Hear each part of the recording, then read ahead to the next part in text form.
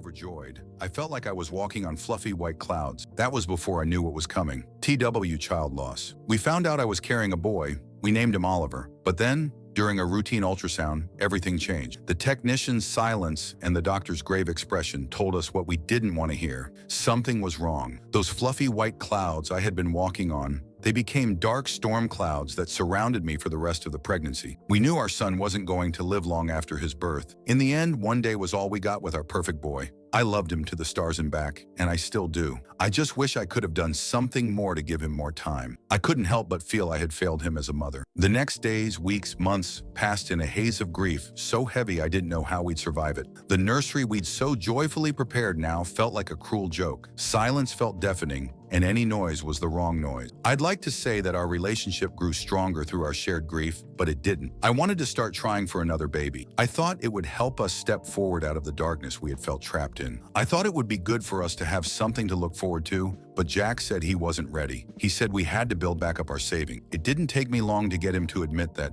Actually, the main reason was that he was scared about having another sick child. Jack packed his bag to stay at a hotel for a night. He said he just needed a bit of space. He never moved back. Somehow, in the midst of all this, I found myself back online, sharing my story. The responses poured in, messages of love and shared pain. Messages I clung onto with desperation, as if each were a lifeline. I was in the bleakest part of my life, and those lifelines were essential. To make things even worse, I couldn't keep up with the mortgage, so had to list our house for sale. I shared all of this to my followers. Now I wonder, if I'd never shared anything online, would my daughter even exist? I think it was because I shared my story that the New Genesis Institute found me. Maybe Dr. Hart did personally read my post, or maybe an algorithm pointed them towards who they were looking for. A desperate woman who would give anything, do anything for a child. I don't know how they found me, but I know that Freya wouldn't exist without them. It was early on a Sunday morning when I received this email. We are thrilled to extend to you an invitation to participate in an exclusive opportunity